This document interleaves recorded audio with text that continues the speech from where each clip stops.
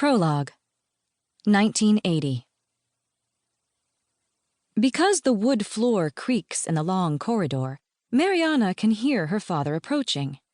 She turns toward the door. As it opens, she looks down at the small cello she's been playing and tightly grips the bow. Alexander Feldmann leans against the doorframe. He wears a silk paisley dressing gown and embroidered slippers. With a cigarette in a tortoiseshell holder in his hand, he stares at her, exhaling smoke. Mariana, you're flat. That A is too flat.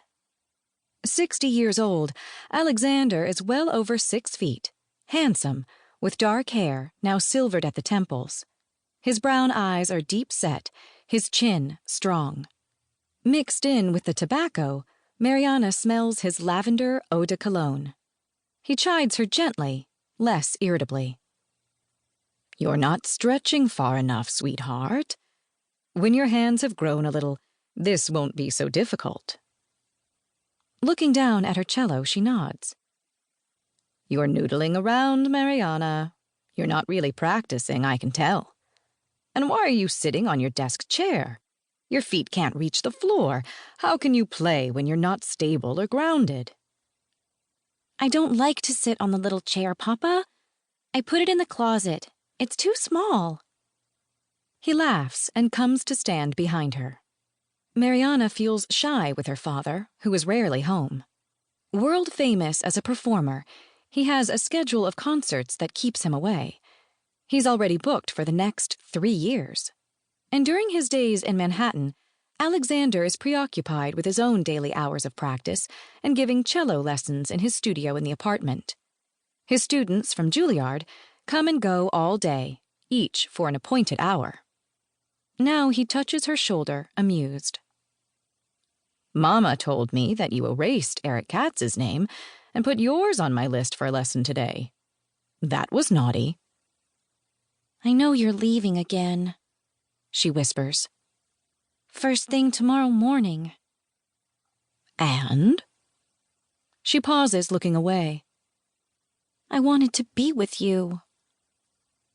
Alexander takes another puff of his cigarette.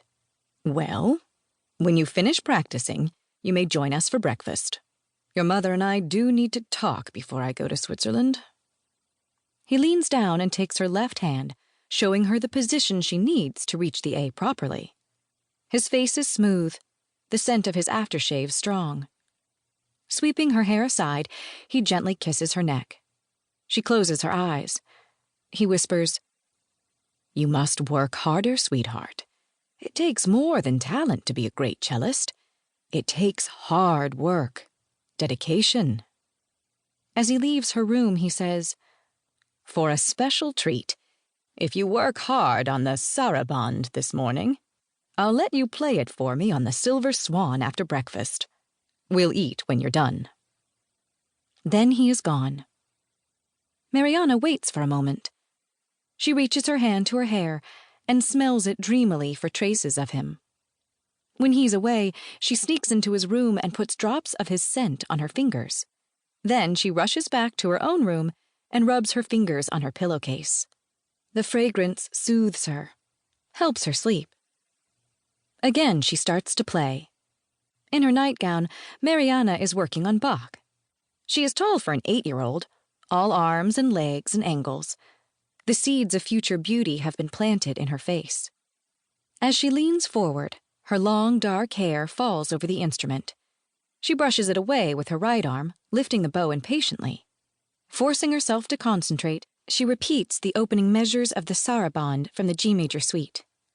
Filtered through Venetian blinds, sun rises over the rooftops of Fifth Avenue across the wintry park. Though her bedroom door is closed, in the pauses while she rests, she can hear her parents' voices raised in disagreement.